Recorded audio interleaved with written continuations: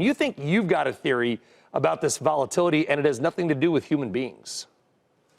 No, I think it's a lot of it, in fact, very parallel to what happened in 1987. A lot of it is algorithmic trading. I don't like to beat up on the algos, but we have to keep in mind that algorithmic trading does account for 80% of daily trading volume, so certainly a factor. And when volatility spikes, that's one of the big inputs in portfolio rebalancing on an algorithmic basis. That is incredible. 80% of trading is done by effectively computers that are just listening to some sort of a software code and tell them what to do and then executing it with no people involved. That's a little scary.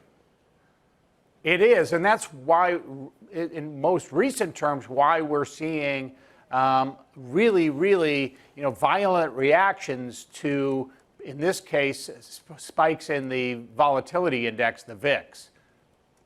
So where do you see this going, Jack? Does it ever get fixed, or does it just get worse? And when I say worse, I mean, do we simply have more days that come out of the blue, for the most part, where we drop 1,000 points? Is that the new normal?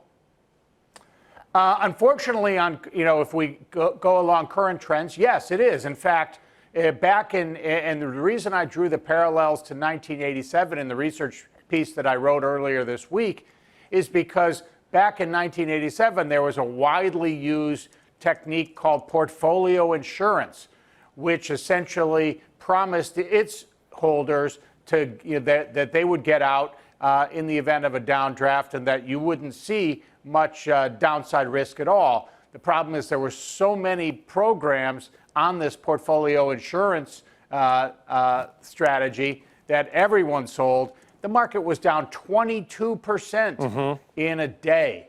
And so obviously 2%, I think what we were down 2.6% or something earlier this week. But still very similar patterns. What's going on with when you see a rising volatility, you have to lower your risk simultaneously. Well, Jack, I get concerned. Think about the numbers. I mean, if we fell 22% today on the Dow, what's that, like 4,500 points? I mean, everybody would just have a meltdown. We'd have to go off air because of it here. So do you see, though, the risk when you talk to clients who want to be in the markets long term? You just simply say, hey, this is going to be the way it is. You're going to be investing. You're going to wake up one day. You're going to turn on worldwide exchange, and Dow futures are going to be down 500, and then the next day they'll be up 100, and that's the way it's going to be, and you've got to deal with it.